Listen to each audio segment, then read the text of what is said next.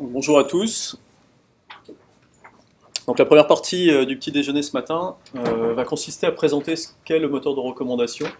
Globalement, quels sont les ingrédients nécessaires pour pouvoir mettre en œuvre un moteur de recommandation, et ensuite, une fois qu'on a les ingrédients, quelle est la recette pour pouvoir obtenir derrière des prédictions qui satisfassent les exigences du secteur dans lequel vous souhaitez mettre en place le moteur de recommandation. Donc la première partie va être assez simple. Adrien reviendra aussi dessus avec une approche empreinte de leur expertise et de leur retour d'expérience. Qu'est-ce que la recommandation? Je vais en faire une définition qui aura au moins valeur sur les 30 premières minutes de la présentation. Et ensuite, donc, comme je vous le disais, je présente les ingrédients, la recette, comment on mixe les uns avec les autres pour obtenir au final un moteur qui donne des prédictions d'un niveau satisfaisant. Donc, commençons déjà par quelques définitions. Le moteur de recommandation va consister avant tout et surtout à la mise en avant d'un produit, un ou N produit ou service. Dans le reste de la présentation, je parlerai exclusivement de produits, mais on peut aussi penser service derrière, susceptible de susciter un intérêt pour un client. Derrière, cela traduit le fait de proposer un ou N produits qui correspondent aux besoins et donc capacité à prédire le besoin d'un client. Donc en devinant le besoin d'un client, en lui apportant un produit qui correspond à son besoin, on a plus de chances de transformer l'essai et donc du coup, lorsque l'on est un vendeur, par exemple e-commerce, d'obtenir une vente au final. Alors pour ce faire, on peut envisager plusieurs approches de différents niveaux.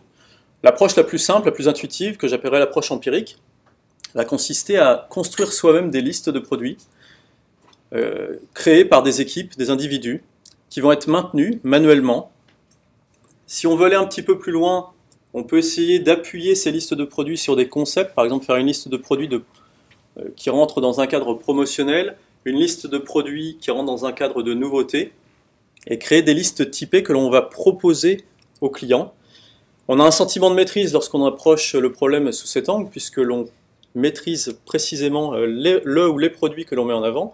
Pour autant, le niveau de pertinence est très faible, parce que la pluralité des caractéristiques des individus et des clients potentiels ou prospects est telle que la généricité que cette approche propose ne permet pas de répondre de façon satisfaisante aux besoins spécifiques des différents clients.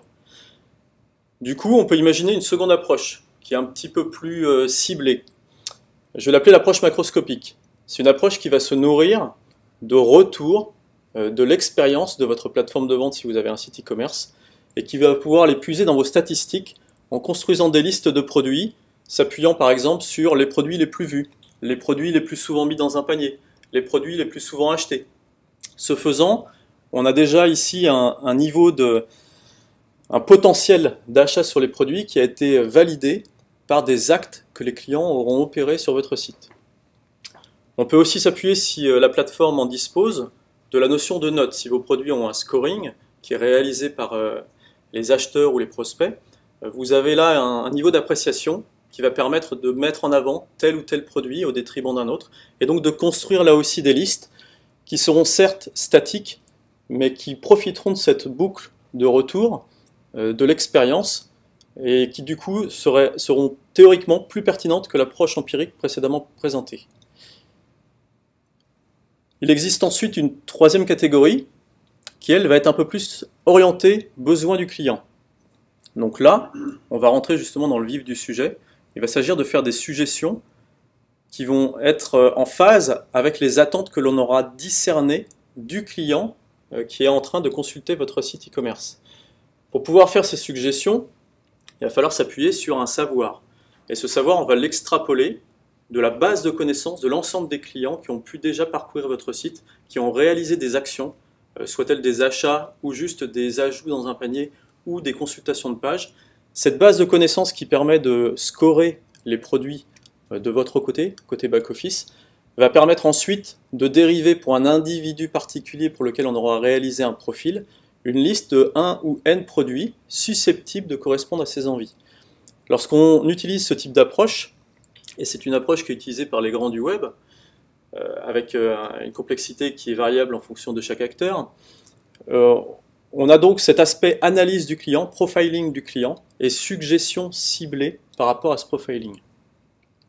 Donc bien évidemment, on va plutôt se centrer sur cette approche-là en oubliant un petit peu les autres, même si bien évidemment, dans certains cas de figure, on souhaite vouloir pondérer, surpondérer certains articles pour des raisons diverses et variées, et reprendre ou avoir une légère incidence sur l'algorithme. Lorsqu'on parle de recommandations, on va pouvoir discerner plusieurs types de recommandations. On va pouvoir se projeter sur des recommandations qui vont s'appuyer sur des informations de préférence. Les informations de préférence, c'est tout ce qui va être scoring, les notes que l'on trouve assez régulièrement sur les sites e-commerce qui permettent aux acheteurs de donner un niveau d'appréciation, de préférence, d'affinité avec un produit qu'ils ont potentiellement acheté. Très souvent, c'est le cas de produits achetés d'ailleurs. La recommandation va pouvoir se faire sur un produit en fonction des caractéristiques d'un produit. Un produit a un certain nombre de caractéristiques, à commencer déjà par son type, une nature, une catégorie dans laquelle il s'inscrit, puis un certain nombre de caractéristiques. On peut imaginer pour un film, au hasard, puisque je citerai assez souvent des exemples de plateformes associées à ce domaine. Un film, on va trouver derrière le genre, on va trouver un certain nombre d'acteurs, on va trouver des producteurs, etc., etc. Donc il y a des caractéristiques intrinsèques au film, les métadonnées qui vont être autour du produit, qui vont permettre potentiellement de donner une source d'information pour pouvoir faire une recommandation pertinente. Dans certains cas, on va aussi vouloir recommander un produit qui n'a pas au préalable, de façon évidente, des caractéristiques, ce genre de métadonnées.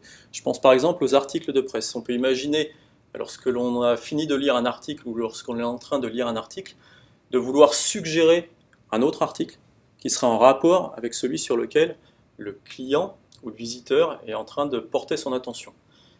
Un article, c'est une masse de mots sur lequel il va falloir faire un travail d'analyse pour en extraire le sens, en extraire les caractéristiques les plus marquantes pour être en mesure d'identifier d'autres articles qui pourraient rentrer dans le même cadre et potentiellement intéresser le lecteur. Donc là, on est sur des produits qui n'ont pas forcément de caractéristiques préétablies ou pré-renseignées, sur lesquels il va falloir faire un travail d'analyse pour aller en extraire justement de la valeur. Avant d'aller trop loin sur la recommandation, on va essayer de répondre à une question, la question simple, pourquoi la recommandation est importante? Je pense que vous avez tous et toutes une idée derrière la tête à propos de cette question. Déjà, je voudrais revenir avec mon regard de technicien, et peut-être que vous pourrez compléter dans la partie questions-réponses à la fin, sur des différences fondamentales entre le commerce traditionnel et le e-commerce. Parmi les différences qui existent, elles sont certainement très nombreuses, j'en identifie au moins deux pour illustrer la question pourquoi la recommandation est importante. La première, il s'agit de la découverte du besoin. Lorsqu'on est sur une plateforme virtualisée, on n'a pas de vendeur qui va pouvoir découvrir le besoin et interagir directement avec le client. Le vendeur qui peut interagir avec le client et découvrir son besoin a plus la capacité, de par sa connaissance des produits, à proposer quelque chose qui va correspondre. Dans le cas d'une plateforme e-commerce, cette découverte du besoin, il va falloir la faire par un autre moyen. On ne va pas pouvoir s'appuyer sur le vendeur, mais sur un faisceau d'indices qui vont permettre de, globalement, obtenir des informations à peu près équivalentes pour, au final, arriver à une recommandation, mais par un autre moyen. Une autre différence que je constate assez importante entre les deux domaines, c'est le nombre de références. S'agissant du commerce traditionnel, le nombre de références est très souvent moindre que sur une plateforme e-commerce. Lorsqu'on est dans un magasin, on n'a pas capacité à mettre en rayon l'ensemble des références disponibles. Donc on va faire un choix, on va sélectionner des références qui ont le meilleur potentiel de vente, et un certain nombre de références ne pourront pas être visibles de l'acheteur. De ce fait, un certain nombre de produits qui peut-être auraient pu connaître un certain succès ne pourront pas le connaître par défaut d'affichage en magasin. Sur un site e-commerce, la donne est différente. On peut se permettre sur des pages web d'avoir beaucoup de pages web et de mettre beaucoup de références. Il n'y a pas cette notion de rayonnage. Donc, pour ces deux raisons à minima, le principe de recommandation ne peut pas être le même entre le commerce traditionnel et l'approche, on va dire, virtualisée, e-commerce ou plateforme de call. Je vais détailler un petit peu plus un phénomène qui est décrit en anglais comme le long tail, qui justement illustre ce que je viens de dire au niveau du nombre de produits, la différence de volumétrie de produits entre le commerce traditionnel et le commerce en ligne. Donc, comme je l'ai cité à l'instant, le e-commerce va faciliter le listing d'un grand nombre de produits que le commerce traditionnel ne pourra pas se permettre en rayonnage. Le commerce traditionnel va, du fait de ses contraintes, uniquement se concentrer sur les références qui ont le plus de potentiel. Si on le représente graphiquement, on peut avoir ce type de courbe donc, qui illustre le long tail. On peut trouver cette courbe assez souvent dans la littérature associée à ce sujet. On a en bleu la courbe de l'ensemble des produits classés par popularité. Sur la gauche, les produits les plus populaires, et plus on va vers la droite, les produits qui ont moins de popularité, en tout cas à un instant T. Le commerce traditionnel va à un moment donné fixer une limite et se dire moi je ne prends que les premiers produits à plus fort potentiel, alors que derrière le e-commerce va pouvoir aller jusqu'au bout et lister des produits qui ont un potentiel même très faible parce que le produit vient de sortir ou parce que le produit a connu un démarrage difficile, etc. Donc ce potentiel-là, il va falloir le mettre à profit de la plateforme e-commerce pour pouvoir éventuellement déceler des pépites dans cette longue traîne et potentiellement générer du chiffre d'affaires sur cette base. Donc l'idée ici est de tirer profit de l'abondance des références en identifiant des produits qui, même s'ils sont moins connus, pourront potentiellement présenter un intérêt pour un ou n clients et générer des ventes additionnelles. Donc offrir la recommandation sur un choix limité ne permet pas de tirer profit justement de cette longue traîne de produits. Donc il va falloir aller chercher aussi des produits dans l'ensemble du catalogue et pas uniquement dans les produits les plus vendus. C'est là où l'approche qui était citée au début, qui était un peu empirique, de dire je vais prendre que les produits les plus vendus et les mettre en avant, ne fait que alimenter un cercle fermé et ne va pas donner du potentiel au reste des produits. Et j'ai une illustration un peu plus loin qui est assez anecdotique, mais qui permet quand même de se rendre compte du potentiel de certains produits qui est sous-estimé et dont l'initiative ne vient pas du tout de l'être humain. Ou pas directement, on va dire. En proposant des produits de ce type-là, on va offrir de nouvelles perspectives aux clients. On ne peut pas demander à un client de connaître l'ensemble des références, d'autant plus lorsque les références sont très très importantes, comme sur une plateforme e-commerce. De ce fait, le client de lui-même, par sa simple recherche, ne va pas potentiellement trouver le produit qui aurait pu correspondre le mieux à ses attentes. C'est là où la recommandation va pouvoir apporter un véritable plus en suggérant des produits, en suscitant la curiosité et potentiellement l'acte d'achat, si la pertinence est d'un niveau suffisant. Et on va revenir justement sur ce niveau de prédiction dont la qualité est importante. Donc l'anecdote, la voici. Peut-être que vous la connaissez puisqu'elle est assez répandue. Il s'agit de l'histoire de deux livres. Fin des années 80, un livre a été écrit. Il s'appelait Touching the Void. Ce livre racontait une histoire périlleuse d'une personne qui a gravi, non sans embûche, une montagne. Il s'est vendu, mais en très peu d'exemplaires. Les quelques exemplaires qui ont été vendus ont cependant reçu de bonnes notes, une bonne appréciation. Mais après, il est tombé un peu aux oubliettes.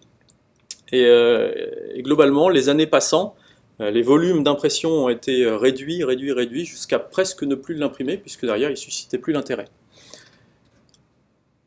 Une bonne dizaine d'années après, il y a un second livre qui est sorti à peu près sur le même thème. Ce livre-là, il s'appelait Into the Thin Air. Le concept est à peu près le même, ça racontait aussi une histoire de quelqu'un qui a fait une ascension qui s'était pas très bien réalisée. Étrangement, quand bien même les sujets sont assez proches, pour je ne sais quelles explications, peut-être une approche marketing un petit peu plus affûtée, ce livre-là a rencontré un fort succès. Et étrangement, ou pas si étrangement que ça, au même moment, le précédent livre, qui avait déjà 10 ans d'ancienneté, qui était presque plus publié, a commencé à être à nouveau recherché. Et les ventes ont commencé à redécoller. Redécoller dans des volumes tels qu'il a fallu relancer l'impression et accroître sensiblement les volumes d'impression. Alors qu'est-ce qui explique que ces deux livres, noyés dans la masse des livres qui existent, ont connu ces sorts-là? Eh bien derrière, l'explication est assez simple, elle repose sur le système de recommandation d'Amazon.com. S'agissant de livres en anglais, on va parler principalement de l'instance US d'Amazon. En fait, le premier livre a été tout simplement recommandé aux acheteurs du second. Le second livre ayant une aura plus importante, la publicité du premier a été faite sur une population d'utilisateurs beaucoup plus importante. Un certain nombre d'acheteurs suffisamment nombreux ont suivi cette recommandation, se sont laissés tenter et ont acheté ce livre. Ils l'ont lu, ils l'ont aussi apprécié, puisqu'a priori il avait des qualités intrinsèques et plutôt bonnes, ils l'ont bien noté. Le feedback qui revient sur le moteur de recommandation a accru encore la récurrence des recommandations pour ce livre, et ce faisant, le livre Touching the Void a réellement décollé en s'appuyant sur le succès d'un autre livre dont la thématique était proche. Et au final, lorsqu'on fait les comptes, le premier livre s'est vendu plus de 2 fois plus que le second. Le second était un best-seller, le premier est devenu un vrai succès. Et sans système de recommandation, il serait resté dans la zone noire. Et en fait, il serait passé sous l'écran radar tout simplement. Donc la conclusion derrière cette anecdote, c'est qu'une recommandation pertinente qui va parler à des acheteurs, qui va leur permettre de transformer en achat un premier sentiment d'intérêt pour un produit, ça va pouvoir potentiellement générer du chiffre d'affaires sur des produits sur lesquels vous n'auriez pas forcément misé énormément. Donc là, on était sur un article a priori inconnu et qui pourtant avait un véritable potentiel si on regarde le succès et le nombre de ventes par rapport au second livre. Voilà, donc c'est une anecdote, juste pour mettre en évidence le fait que cette long tail, cette traîne de produits très nombreuses sur les sites e-commerce, contient du potentiel. Et ce potentiel, pour l'identifier, le moteur de recommandation va pouvoir vous y aider. Et accessoirement, donc, servir les besoins de vos clients. Cette présentation étant faite, je vais maintenant passer aux ingrédients. On va rentrer un petit peu plus dans le détail et voir de quoi on a besoin pour réussir à construire un modèle prédictif pour un moteur de recommandation qui fonctionne comme vous l'attendez. On va déjà identifier 2 catégories de recommandations. Il y a des recommandations qui vont s'appuyer sur du contenu, donc en anglais ça va être du content-based systems. Un exemple type, vous êtes client d'une plateforme de VOD, vous regardez assez souvent des films d'un même genre, intuitivement on va proposer des films qui appartiennent à ce genre. Vous êtes adepte de science-fiction, on ira proposer plus de la science-fiction que de la romance. On va savoir, en analysant les caractéristiques et donc le contenu des produits, quelle catégorie de produits pousser vers le client. À côté de ça, il y a un autre type de recommandation que l'on appelle la recommandation collaborative. Donc en anglais, Collaborative Filtering Systems, où là on va s'appuyer sur d'autres métriques. Je reprends toujours cet exemple de VOD. Lorsque les films ou les séries reçoivent des notes, ces notes vont permettre, en fonction de chaque individu, d'avoir une information de préférence par rapport à un produit versus un autre.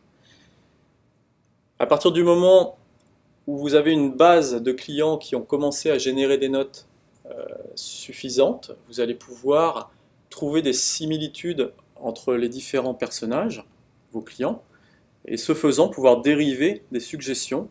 Si un tel a bien aimé tel et tel film, et l'autre client a bien aimé une grosse partie des mêmes films, mais peut-être certains qu'il n'a pas encore vus, alors il est peut-être opportun de lui proposer des films que le premier a bien aimé. A priori, ces personnes partageant un certain nombre d'intérêts communs pour ces films, puisqu'ils les notent de la même façon, proposer un film bien noté par le premier au second risque d'avoir sens. Donc ça, c'est l'approche dite collaborative filtering. Est-ce qu'il y a beaucoup de recommandations négatives? La recommandation négative peut se générer. Je pourrais revenir sur la partie questions-réponses sur ces phénomènes-là. En fait, on peut juste retravailler les notes et soustraire aux notes, enfin les moyenner, et en fait rendre les notes faibles négatives, et donc vraiment les sous-pondérer fortement et les considérer comme telles. Et de ce fait, on accroît la valeur de l'information note et on optimise les algorithmes de proximité avec ce genre de choses. Je pourrais revenir sur la partie questions-réponses, c'est un petit peu plus technique sur ce sujet-là, mais la note négative peut se générer à partir de la note positive. Pas trop compris. C'est pour ça que je reviendrai dessus tout à l'heure en questions-réponses. Sur une note de 0 à 5, si vous retirez 2,5 à la note, vous allez générer des notes négatives sur les valeurs inférieures à 2,5.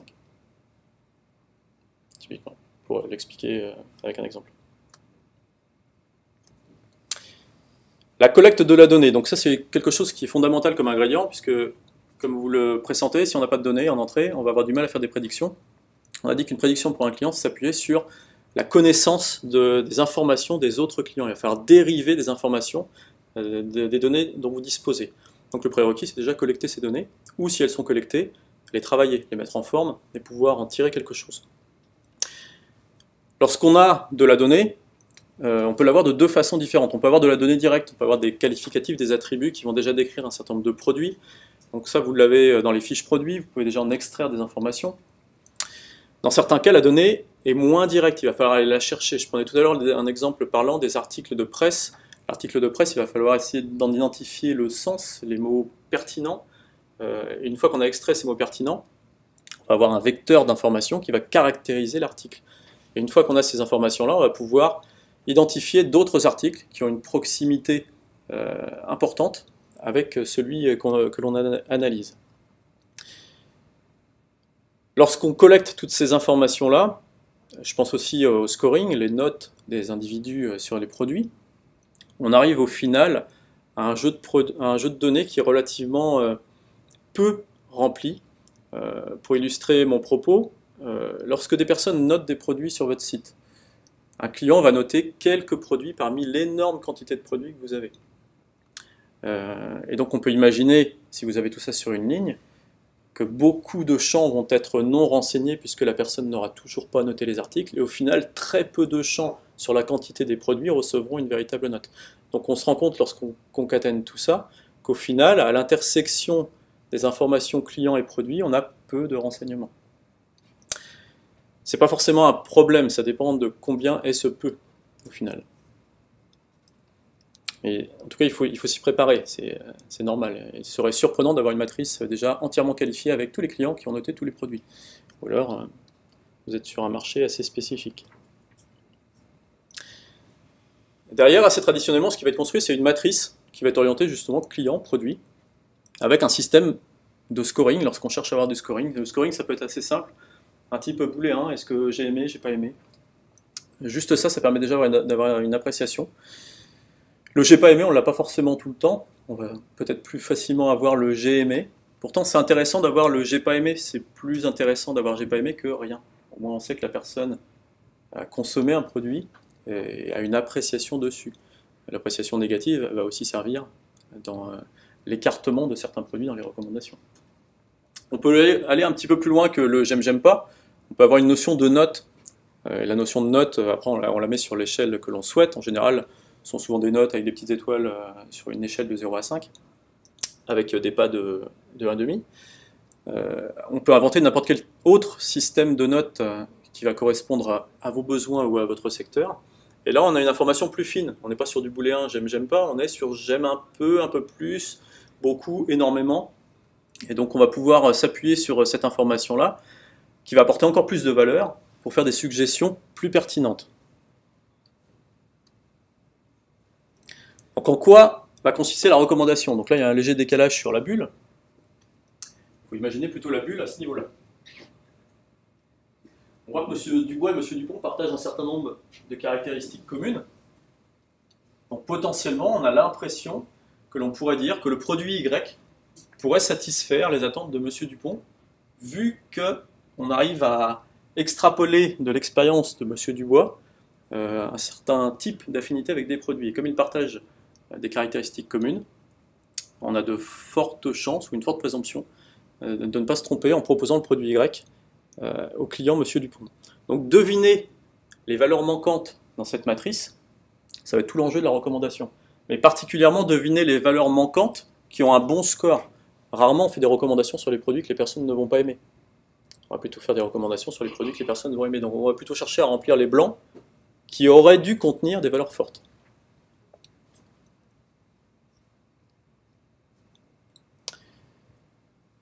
Si on zoome maintenant sur les deux catégories, la recommandation par le contenu, comme je le disais tout à l'heure, il va falloir s'appuyer sur une qualification pertinente de vos produits, donc sur des fiches produits, l'élaboration de caractéristiques pour pouvoir en dériver. Je prenais l'exemple des films de science-fiction tout à l'heure, lorsque les personnes aiment des films de science-fiction, proposer des films de science-fiction. Encore faut-il que la liste des films soit flaguée en tant que telle, et que l'on ait des types associés. Donc travailler sur les fiches produits va être, les renseignements sur les produits, va être un vecteur très important du succès. On peut obtenir ces données de façon simple, des fois il faut aller chercher d'autres informations pour enrichir les caractéristiques moins directes des produits, donc dériver des informations par analyse. En fonction des types de produits, il faudra ou pas aller chercher des informations complémentaires. Il va falloir aussi construire un profil client dans cette approche. Un profil client, ça va être globalement sur l'ensemble des appréciations que le client a données. On va regarder tous les produits, toutes les caractéristiques de ces produits, on va caractéristique par caractéristique avoir une note, une information d'affinité. Et ensuite, lorsqu'on aura ces affinités par caractéristiques, on sera en mesure de proposer un produit dont les caractéristiques qui sont les plus pondérées sont en correspondance avec le produit en question. Donc on va chercher des produits proches des affinités du client. Sur l'approche collaborative, donc qui s'appuie plus sur la notation, on travaille plus sur la construction de la matrice client-produit, comme on a vu avant, les j'aime pas et les notations.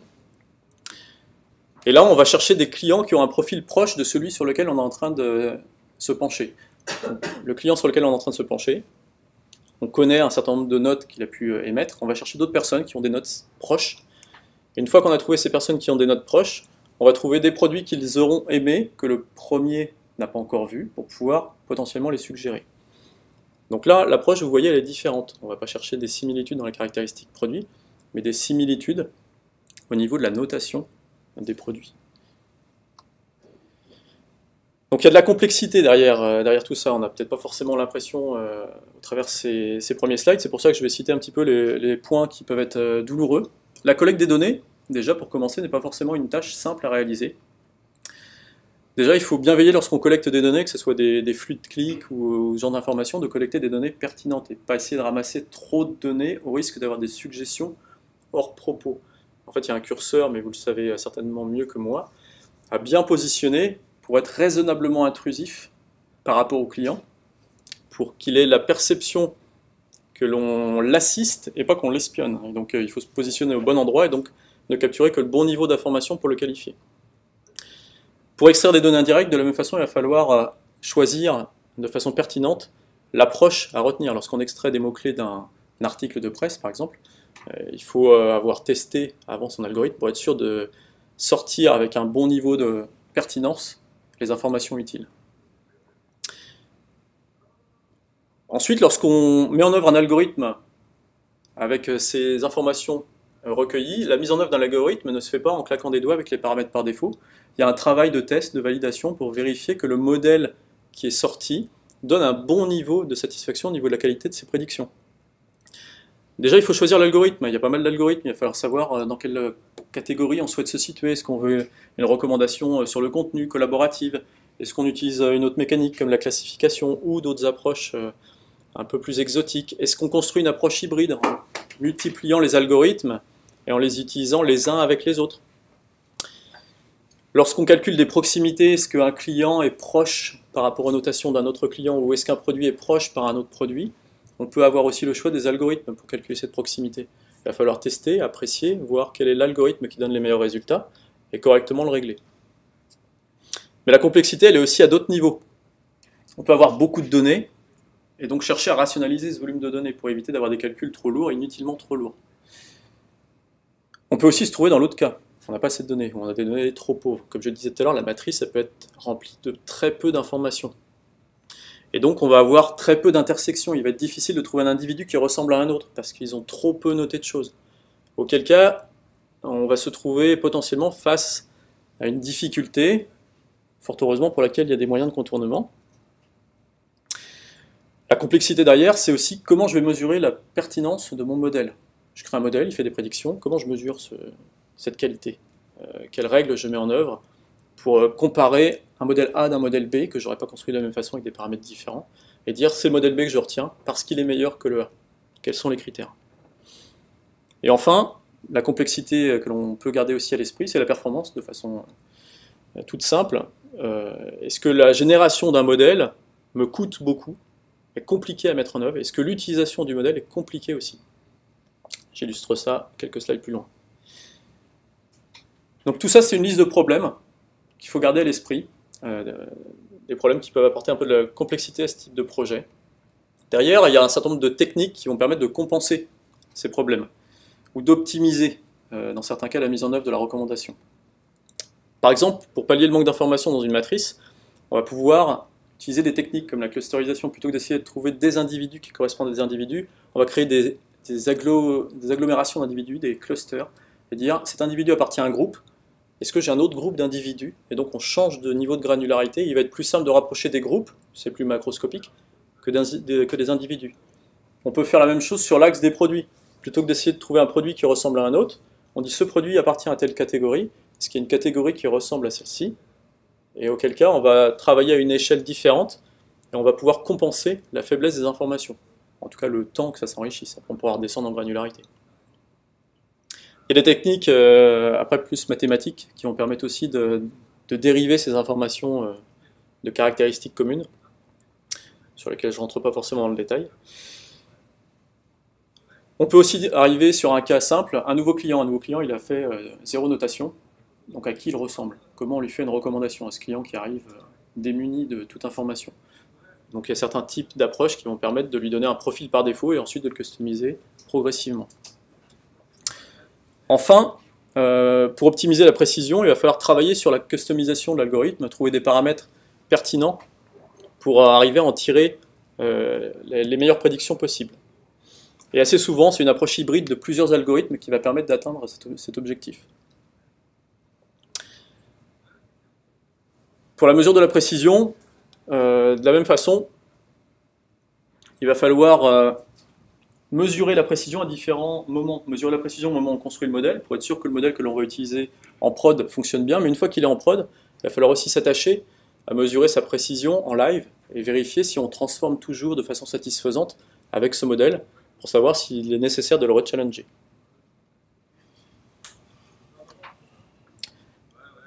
Petite anecdote sur Netflix, qui est assez caractéristique. Netflix, donc grosse société maintenant très bien connue, qui a quand même un nombre de clients assez raisonnable, plus de 62 millions de clients dans le monde, une quarantaine juste aux États-Unis, un catalogue de dizaines, je crois que c'est environ 100 000 films et séries, donc beaucoup de produits, beaucoup de clients. On peut imaginer une matrice colossale derrière à la croisée des deux.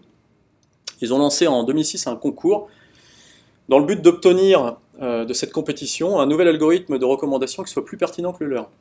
2006. En 2006, ça finit en 2009. Ça a duré un petit peu de temps. Donc 3 ans de compète de différentes équipes pour qu'au final l'équipe gagnante soit un consortium des équipes de tête pour atteindre un résultat certes satisfaisant par rapport au scoring que Netflix proposait avec son moteur de recommandation, puisqu'ils ont atteint le critère qui était 10% supérieur en qualité. Par contre, la conclusion, et donc ils ont gagné la modique somme d'1 million de dollars pour ce faire, la conclusion par contre, c'est que Netflix n'a pas mis en prod cette nouvelle solution. Ils ne l'ont pas mis en prod parce que derrière, les coûts, la complexité étaient jugés trop importante par rapport aux gains. Quand bien même ça pouvait apporter une prédiction d'un très bon niveau, c'était trop coûteux et trop complexe à mettre en prod.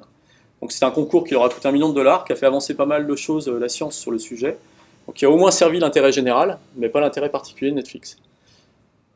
Ça a juste fait de la pub, ce qui est toujours bon à prendre, je pense, ils ont eu des retombées indirectes, mais en tout cas pas de retombées directes sur un nouveau moteur de recommandation. L'histoire ne dit pas si derrière ils n'ont pas implémenté des petits bouts pour autant, mais la totalité, a priori, non. Pour conclure maintenant, si vous devez retenir que quelques mots de cette présentation en 30 minutes, un système de recommandation au jour d'aujourd'hui, et particulièrement sur une plateforme virtuelle type e-commerce, pour qu'il soit pertinent et compétitif, il ne peut s'appuyer que sur une base algorithmique, il ne peut pas être empirique, comme on l'a cité au début, sous peine de ne pas être pertinent, et donc pas compétitif. Un système de recommandation qui marche bien, en général, il n'est pas constitué d'un seul algorithme, mais d'un ensemble d'algorithmes. C'est quelque chose d'hybride qui va mettre en œuvre plusieurs stratégies. C'était le cas des gagnants du concours Netflix qui ont mis en œuvre des dizaines de stratégies différentes pour arriver au meilleur score. Et potentiellement qui vont intégrer des notions un peu plus orientées pilotage de votre activité commerciale pour proposer parmi les produits qui sont dignes d'intérêt, des produits sur lesquels vous avez un intérêt encore plus fort commercialement parlant. Un système de recommandation doit aussi vivre. Lorsqu'on a construit un modèle à un instant T, à T plus N, le modèle est potentiellement moins pertinent. Donc il faut qu'il continue à se nourrir des nouvelles informations qui rentrent. Donc, je vous remercie pour l'attention, pour cette première partie.